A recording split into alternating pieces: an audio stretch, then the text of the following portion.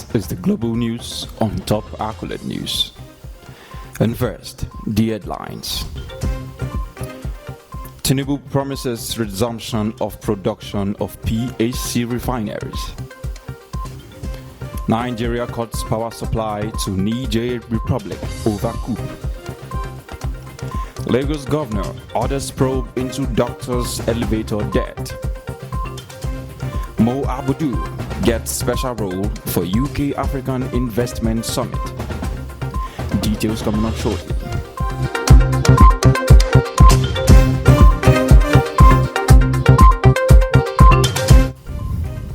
Tinubu promises resumption of production of PHC refineries. In response to the nationwide protest led by the organized labor on Wednesday, President Bola Tinubu has assured Nigerians that the Port Harcourt refineries will resume production by December, when the ongoing maintenance works would have been concluded. The president gave this assurance when he held a one-on-one meeting with leaders of the nation's organized labor on Wednesday, and he promised to continue to work in the best interest of Nigerians. The special advisor of the president on special duties, communication and strategy, Mr. Dele Alake, who disclosed the outcome of the meeting to newsmen in a statement he issued on Wednesday night, also said that the labor leaders and the president held frank discussions over the issues that led to the protest. Recall that it was reported late on Wednesday that Tinubu was meeting with the president of Nigerian Labour Congress (NLC) and Trade Union Congress (TUC), Joe Ajaero and Festus Osifo, respectively, in his office at the Presidential Villa, Abuja. Moving on, organized labor suspend protest after meeting with Tinubu. Nigeria's organized labor has agreed to return the talks with the government following a meeting with President Bola Tinubu on Wednesday, barely 24 hours after it embarked on strike and nationwide protest. The Nigeria Labour Congress (NLC) said protest marches across several Nigerian cities were successful enough to force Tinubu to meet union leaders and vow to expedite an agreement on a new minimum wage, among other promises. While Tinubu's reforms seem to please investors, labor unions said that the reforms have worsened galloping inflation, the highest inflation in nearly 2 decades. Tinubu's aide Dele Alake said labor leaders have agreed to suspend their strike while talks continued, as the president promised that the Port Harcourt oil refinery would start processing fuel by December in order to reduce the pump price of petrol. A statement issued by the labor leaders after the meeting with Tinubu said organized labor would call off the protest and return a new and reinvigorated dialogue with the federal government. Moving on, federal government sues organized labor for alleged contempt.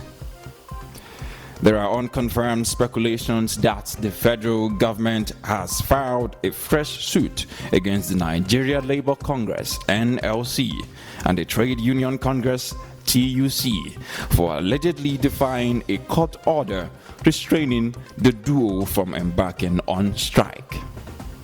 The suit was filed in Abuja on Wednesday at the National Industrial Court with the federal government and the Attorney General of the Federation as the applicants, while various leaders of the organized labor are listed as respondents.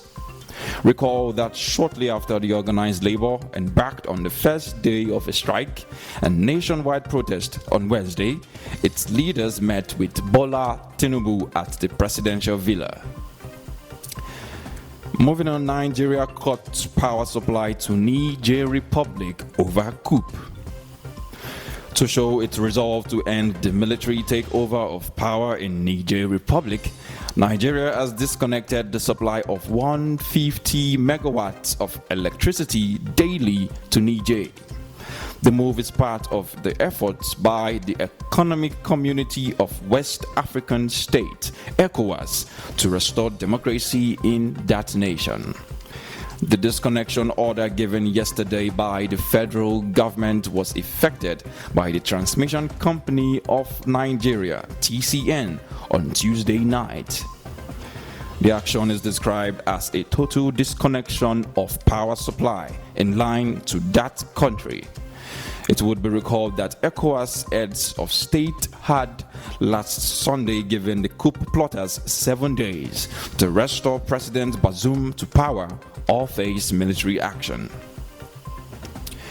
Away from that, Defense Headquarters says no order yet for military intervention in Niger. Nigeria's Defense Headquarters has stated that personnel of the Armed Forces of Nigeria cannot proceed on any operation in any of the member states of ECOWAS without the mandate from the bloc's authority of head of state and government. A statement issued by the Director of Defense Information, Brigadier General Tokar Gusau, disclosed this on Thursday, dispelling some online reports which claim that the Armed Forces of Nigeria is assembling its forces for military action in Republic of Niger. The military authorities also stated that military option in the crisis that followed the coup d'etat in that country will be the last option to be taken in case of every other option failing to reverse the situation. Moving on, ECOWAS appoints Abdul Sultan of Sokoto as envoys to Niger's Republic. In continuation of its bid to reverse the coup d'etat in the Republic of Niger, the Economic Community of West African States, ECOWAS, has appointed Nigeria's former military head of state, Abdul Salami Abubakar, and the Sultan of Sokoto, Muhammadu Abubakar, to lead a delegation to Niger for mediation. The team also has Aliou Touré, the current president of the ECOWAS Commission. The appointment of the envoys by the sub-regional blocs comes after it had sent the president of Benin Republic, Patrice Talon, and the president of Chad, Mahamat Deby, to Niger for discussions with the coup plotters. ECOWAS on Sunday imposed sanctions including a travel ban and a blockade on Niger until the reinstatement of President Mohamed Bazoum, who was ousted by the military on 26th July. It also threatened the use of force and summoned defense chief of the sub-region. Meanwhile, Nigeria has carried out total disconnection of power to that country. Moving on, Katsina NIS increases checks on illegal routes over Niger crisis. The Katsina State Command of the Nigeria Immigration Service has said that it has deployed personnel to check all the unorthodox roads through which foreigners may likely infiltrate into Nigeria from Niger Republic. This action is in view of the recent crisis in that country after a military coup that toppled the civilian administration of President Mohamed Bazoum about 2 weeks ago. This added surveillance effort was disclosed by the NIS controller in charge of GBR Command, Mustafa Sani, during a joint celebration with the state's command to commemorate the service at 60. He advised Nigerians who are planning to travel to Niger to stay safe at home, saying that only Nigerians that are returning home were allowed to cross the border. You are watching the news on Top Accolade Still. Stay with us.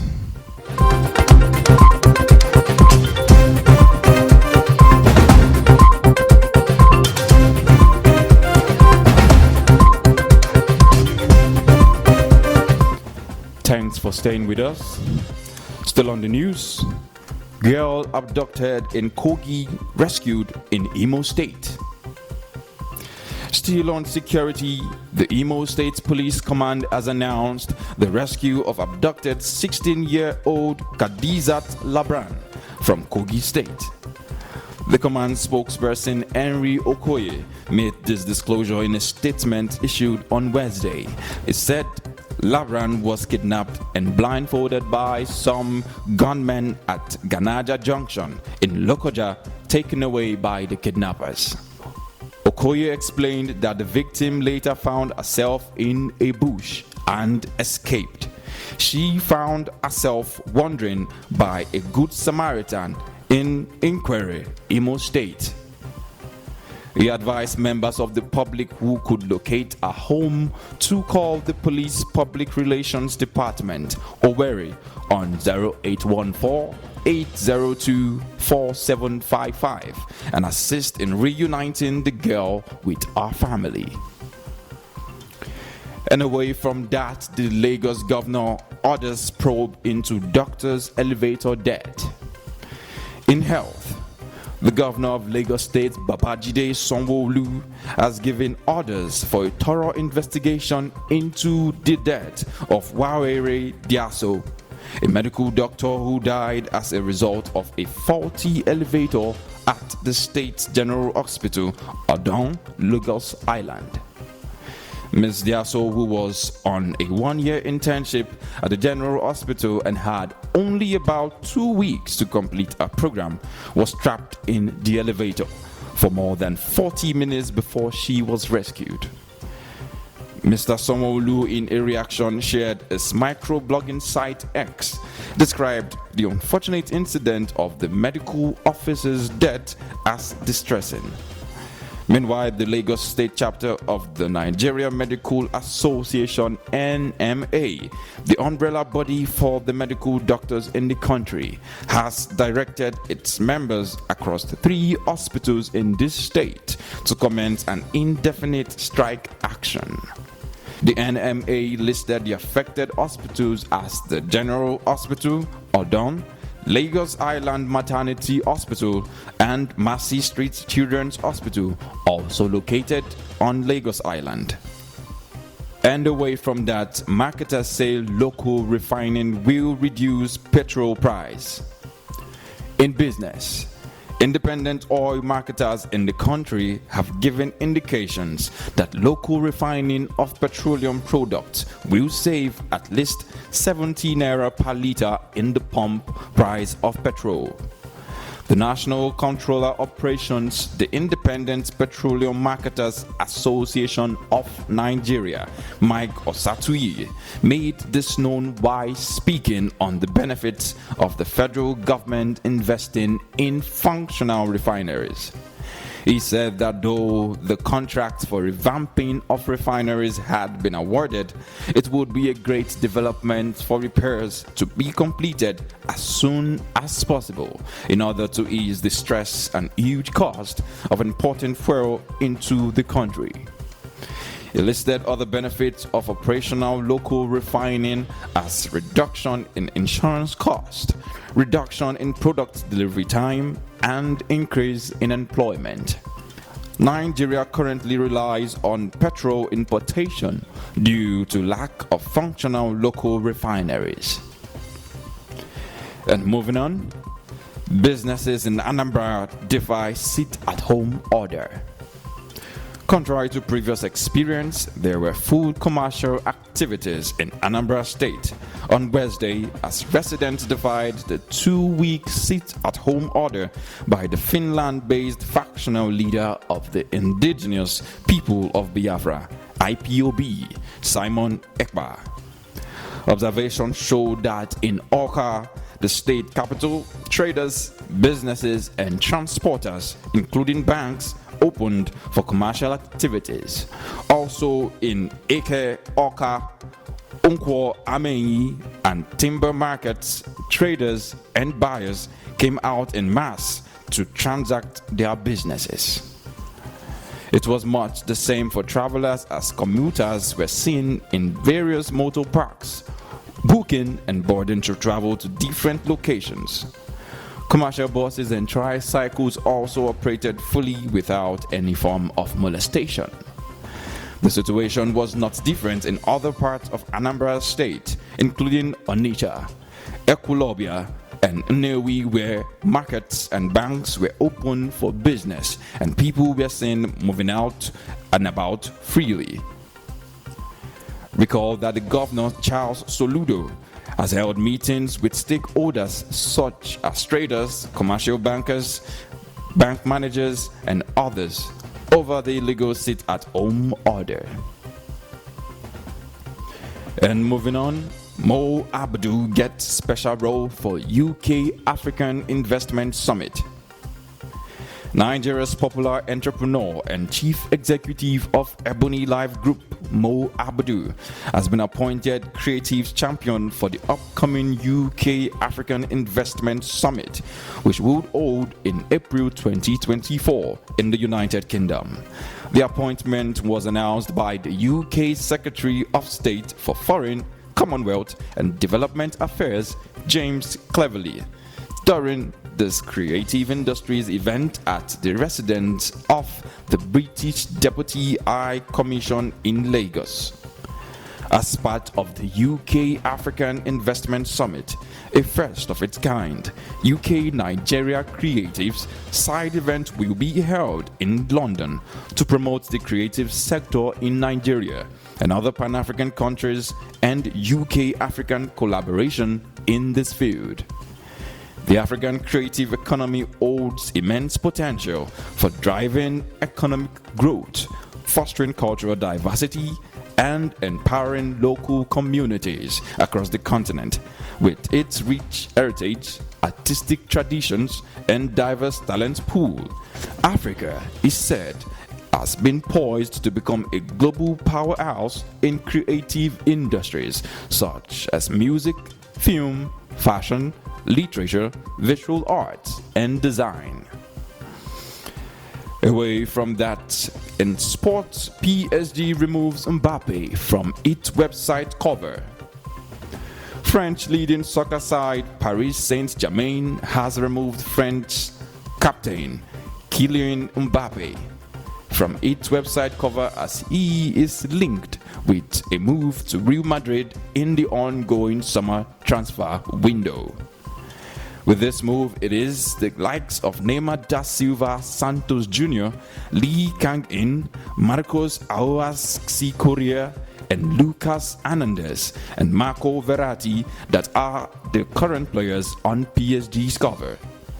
Recall also that Mbappe was left out of the PSG squad that is currently touring Japan and South Korea as part of their pre-season preparations. Earlier this summer, Mbappe told PSG that he won't be extending his contract beyond the 2023 and 2024 season. As a result, the Parisians are looking to sell the 24-year-old this summer to avoid losing him on a free transfer next season. And that will be all for now, but before we go, another look at the major stories. Tinubu has promised resumption on production of PAC refineries. Nigeria has cut power supply to Niger Republic over Coup. Lagos governor has ordered probe into doctor's elevator death. And Mo Abdu has been given a special role for UK African Investment Summit. And thanks for joining us. I am Jonathan Poe. Do enjoy the rest of your day.